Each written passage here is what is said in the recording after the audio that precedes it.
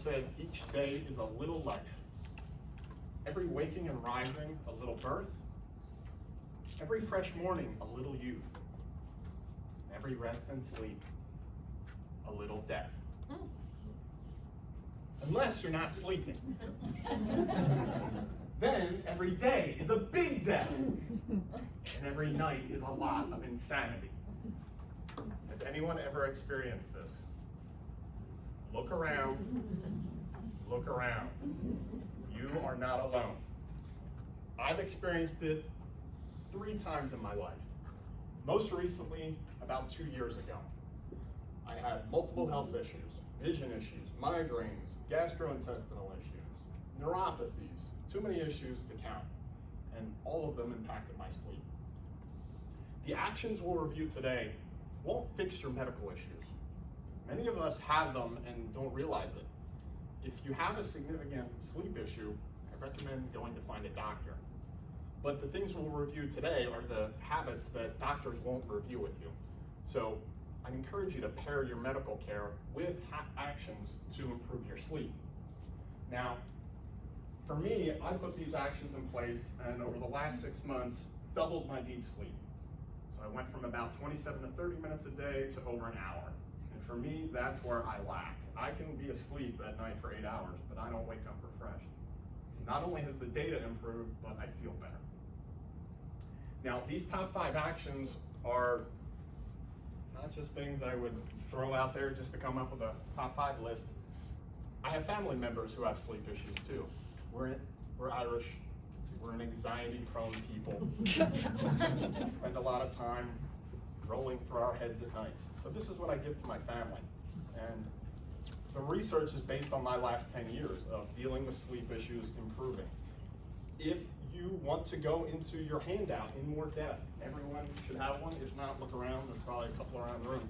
There's way more information in here than I can cover in 5 to 7 minutes. So if you want the longer version, if you want to talk afterward, happy to do it, or send me an email. But this is where I'd encourage everyone to start. The first one is to move more. Who will walk 5 miles today? A handful. Yes. So you don't have to start by walking 5 miles. That's a big habit. Your tiny habit might be walking for 10 minutes or walk a mile. And then every few weeks, add a few more minutes, add another mile. Have you ever known a nurse to not get good sleep? I'm sure there's one out there. I am sure there's one out there because they deal with stress and anxiety and other things. But my instinct is they deal with not sleeping much less frequently than the rest of us because they're tired at the end of the day because they walk a lot. So it's not a cure-all, it doesn't fix everything, but it's at least a signal to your body that you're tired physically and you can go to sleep, especially for us who work in knowledge work and are typing in our computers all day. You might be mentally tired, you might be mentally overworked, but you may not be physically tired. Second action I would take is to get out in the sun as early as possible and as often as possible. The sun sets a signal for your circadian rhythm. It's basically a countdown clock for when you should go to sleep. Many of us go from our dark houses to our dark offices and stay in them all day long. Maybe we go to a dark gym. We don't get much sunlight. So as early as possible in the morning, add this to your morning routine, make it a tiny action after your coffee, go outside even if it's cold, maybe meditate, maybe walk for 5 minutes, pair it with the first habit.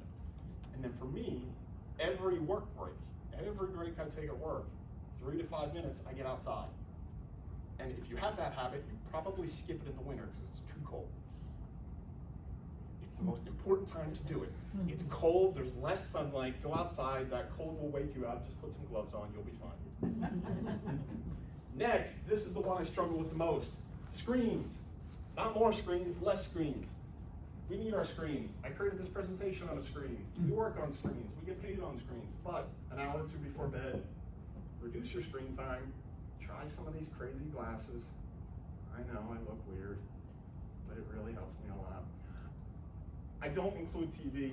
TV, if I look at a TV from this far away, it's not nearly as bad. It doesn't take up much of my field of vision. But if I look at my iPhone this close, that really impacts my brain. I struggle to sleep. And if you have seizures, please look away. You don't have to look at this for very long. but this is what I imagine is happening to my head when I look at screens late at night. Obviously, it's not what's really happening, but I like to have an indicator to stop a habit. And this is what reminds me when I'm staring at my phone a half hour before bed of what's happening to my brain. Fourth action.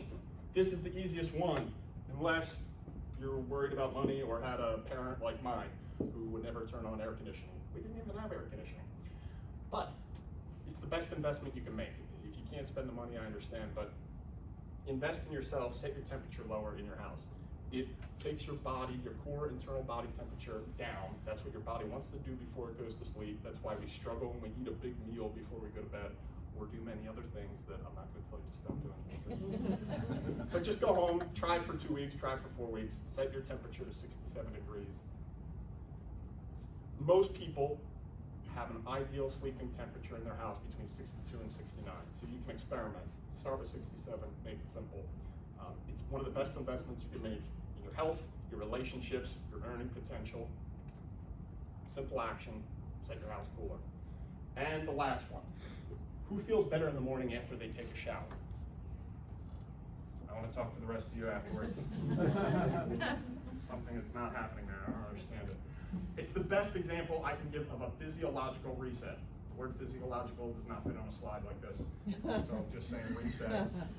There's many options written in your handout. For me, it's normally a workout. I go somewhere with a group of people, I do CrossFit, I do martial arts. Sometimes it's a walk. It's going for a long walk and getting that sunlight. Sometimes it's a hot bath. It's something that takes you out of your normal 9 to 5 routine. We do our 9 to 5 and we're stressed from whatever it is, whether it's job-related things or looking for job-related things or volunteering things, whatever it is, there's stress there.